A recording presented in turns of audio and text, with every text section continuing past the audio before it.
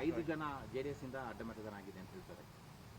ಮಿಕ್ಕದು ನಿಮ್ದೇ ಹಂಗಾರೆ ಸರ್? ನೋಡಿ, ಕಾಂಗ್ರೆಸ್ಸಿನ ಆಂತರಿಕ ಗೊಂದಲದಿಂದ ಜೆಡಿಎಸ್ ಪಕ್ಷಕ್ಕೆ ಕನಿಷ್ಠ 4-5 ಮತಗಳು ಬರಬಹುದು ಅನ್ನೋ ಲೆಕ್ಕಾಚಾರ ಅವ್ರಿಗೂ ಕೂಡ ಇತ್ತು.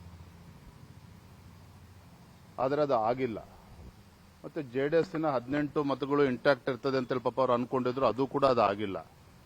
ನಾವು ಕೊಟ್ಟಂತ ಮತಗಳು ವ್ಯತ್ಯಾಸ ಆಗಿದೆ ಅನ್ನೋದನ್ನ ಅವ್ರು ಹೇಳಿದ್ದಾರೆ. ಎಲ್ಲವೂ ಕೂಡ ಇವತ್ತಲ್ಲ ನಾಳೆ ಸಂಪೂರ್ಣ ಒಂದು ಚಿತ್ರಣ ನಮಗೆ ಸಿಕ್ಕೇ ಸಿಗುತ್ತೆ. ನಮ್ಮ ಶಾಸಕರು ಜೆಡಿಎಸ್ ಪಕ್ಷಕ್ಕೆ ಅನ್ಯಾಯ ಮಾಡಿದ್ರು ಕೂಡ ದ್ರೋಹನೇ, ತಾಯಿಗೆ ಮೋಸ ಮಾಡದಂತೆ. ಬಿಜೆಪಿ ಶಾಸಕರು ನಮ್ಮ ಬಿಜೆಪಿ ಅಭ್ಯರ್ಥಿಗೆ ಮೋಸ ಮಾಡಿದ್ರು ಕೂಡ ಅದು ತಾಯಿಗೆ ಮೋಸ ಮಾಡದಂತೆ. ಹಾಗಾಗಿ ಇದನ್ನ ಬಹಳ ಗಂಭೀರವಾಗಿ ಪರಿಗಣಿಸ್ತಾರೆ. ಈಗ ಜಾರ್ಖಂಡ್ ಅಂತ ರಾಜ್ಯದಲ್ಲೇ ಒಂದು ಸೀಟಿಗೋಸ್ಕರ 17 ಜನ ನಿಧನ ಮಾಡ್ತಾರೆ.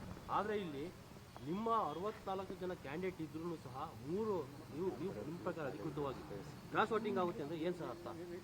ಬಿಜೆಪಿ ಪರಿಸ್ಥಿತಿ ಹೇಗಿದೆ ಅಂತ ರಾಜ್ಯದಲ್ಲಿ? ಅದಕ್ಕೆ ಪೂರಕವಾಗಿ ಹೇಳ್ತೀನಿ. ನೀವೇ ಒಂದು ಪ್ರಸ್ತಾಪ ಮಾಡಿದ್ರಿ. ಈಗ ನಮ್ಮ ಕಾರ್ಯದಿಂದ ಕಾರ್ಯಕರ್ತರೆಲ್ಲ ಬೇಸರಗೊಂಡಿದ್ದಾರೆ ಅಂತ. ಸೊ ನಿಮ್ಗೆ ಇವತ್ತು ನಿಮ್ಗೆ ಅರಿವು ಬಂದಿದೆ, ನೀವು ಹೇಳಿದ್ರಿ. ಮೈ ಡಿಯರ್ ಫ್ರೆಂಡ್, ಇವತ್ತೆಲ್ಲ ನನಗೆ ಅರಿವು ಬಂದಿರೋದು. ನಾನು ಕೂಡ ಒಬ್ಬ ರಾಜ್ಯದ ಅಧ್ಯಕ್ಷನಾಗೂ ಕೂಡ ಪಕ್ಷದ ಆಂತರಿಕ ಬೆಳವಣಿಗೆಯನ್ನು ಗಂಭೀರವಾಗಿ ಗಮನಿಸ್ತಾ ಇದ್ದೇನೆ. ನಾನೊಬ್ಬ ಕಾರ್ಯಕರ್ತನಾಗಿ ಇವತ್ತು ಮಾತನಾಡ್ತಾ ಇದ್ದೇನೆ. ರಾಜ್ಯದ ಭಾಜಪದ ಅಧ್ಯಕ್ಷರಾಗೂ ಕೂಡ ನಾನು ಮಾತನಾಡ್ತಾ ಇದ್ದೇನೆ. ನಾನು ಭಾಜಪ ಅಧ್ಯಕ್ಷ ಅನ್ನೋದಕ್ಕಿಂತ ಮುಂಚಿತವಾಗಿ ನಾನು ಭಾರತೀಯ ಜನತಾ ಪಾರ್ಟಿ ಕಾರ್ಯಕರ್ತ. ಹಾಗಾಗಿ ಕೆಲವು ಬೆಳವಣಿಗೆಗಳು ನನಗೂ ಕೂಡ ಬೇಸರ ಇದೆ.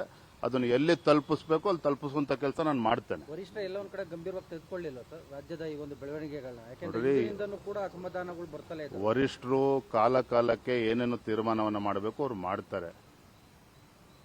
ಇಲ್ಲಿ ನಾವೆಲ್ಲರೂ ಕೂಡ ಸರಿಯಾಗಿ ಹೋಗ್ಬೇಕಾಗಿರ್ತಕ್ಕಂಥ ನಮ್ದು ಕೂಡ ಕರ್ತವ್ಯ ಇದೆ. ಅದು ಆಗ್ತಾ ಇದೆ. ನಾನು ಆಗ್ತಾ ಇಲ್ಲ ಅಂತನೂ ಕೂಡ ಹೇಳ್ತಾ ಇಲ್ಲ. ಆದರೆ ಇಂಥ ಮಹತ್ವವಾಗಿರ್ತಕ್ಕಂಥ ಚುನಾವಣೆಯಲ್ಲಿ ನಮ್ಮ ಶಾಸಕರುಗಳಿಗೆ ನಡ್ಕೊಳ್ತಾರೆ ಅಂತೇಳಿ ನಮ್ಗೆ ಯಾರಿಗೂ ಕೂಡ ಕಲ್ಪನೆನೂ ಕೂಡ ಇರಲಿಲ್ಲ.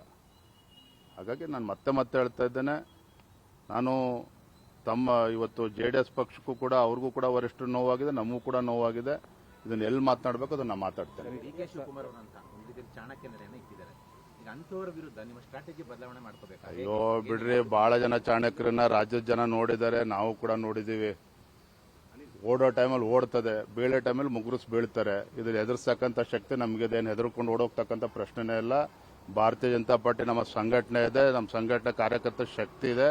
ಹೇಗೆ ಬಗ್ಗಿಸ್ತೇವೆ. ಇದೊಂದು ಚುನಾವಣೆಯಿಂದ ಎಲ್ಲವೂ ಕೂಡ ಮುಗಿದೋಗಿಲ್ಲ. ಇಡೀ ದೇಶದಲ್ಲಿ ಆಪರೇಷನ್ ಮಾಡೋಕೆ ಬಿಜೆಪಿ ಸೇರಿಸ್ಕೊಂಡಿತ್ತು, ರಾಜ್ಯದಲ್ಲಿ ಬಿಜೆಪಿಗೆ ಆಪರೇಷನ್ ಮಾಡಿ ಅಲ್ಲ ರೀ, ನೀವೆಲ್ಲ ಮಾತನಾಡ್ತಾ ಇರೋದು ನೋಡಿದ್ರೆ ಇಲ್ಲಿವೇ ಎಲ್ಲವೂ ಮುಕ್ತಾಯ ಆಗ್ತಾ ಇದೆ. ಆ ಭಾವನೆಯಲ್ಲಿ ಮಾತನಾಡ್ತಾ ಇದ್ದೀರಿ. ಈ ಘಟನೆ ಆಗಬಾರ್ದಿತ್ತು, ದುರಾದೃಷ್ಟ ಇದು. ಅದನ್ನ ನಾನೇ ಒಪ್ಕೊಳ್ತಾ ಇದ್ದೇನೆ. ಆದರೆ ಇದನ್ನ ಭಾರತೀಯ ಜನತಾ ಪಾರ್ಟಿ ಗಂಭೀರವಾಗಿ ತೆಗೆದುಕೊಳ್ತದೆ.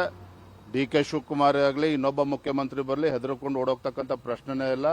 ಇದನ್ನ ಯಾವ ರೀತಿ ಈ ಸರ್ಕಾರನ ಬಗ್ಗಿಸ್ಬೇಕು, ಪೊಳಗಿಸ್ಬೇಕು ಅದನ್ನ ಮಾಡ್ತೇವೆ. ಬರಂತ ವಿಜೇಂದ್ರ ಕೆಟ್ಟ ಹೆಸರು ತರಬೇಕು ಅಂತ ಈ ತರ ಆಗಿರ್ಬೋದಾ? ವಿಜೇಂದ್ರ ಕೆಟ್ಟ ಹೆಸರು ತರೋಣ, ರಾಜ್ಯಾಧ್ಯಕ್ಷ ತಪ್ಸಕ್ಕೆ ಏನಾದ್ರೂ ಇಂಥದ್ದೊಂದು ಪ್ಲಾನ್ ಮಾಡಿದಾರ ಸರ್ ನಿಮ್ಮ ವಿರೋಧಿಗಳು? ನಿಮ್ಮ ಒಳಗಡೆ ಇರುವಂತ ವಿರೋಧಿಗಳು ನನ್ನ ಹಣ ಬರದಲ್ಲಿ ಬರ್ದಿದ್ದನ್ನ ಯಾರು ಕೂಡ ತಪ್ಸಕ್ಕಾಗೋದಿಲ್ಲ. ಇನ್ನೊಬ್ರು ಹಣೆ ಬರದಲ್ಲಿ ಬರ್ದಿದ್ದು ನಾನು ಕೂಡ ತಪ್ಸಕ್ಕಾಗಲ್ಲ.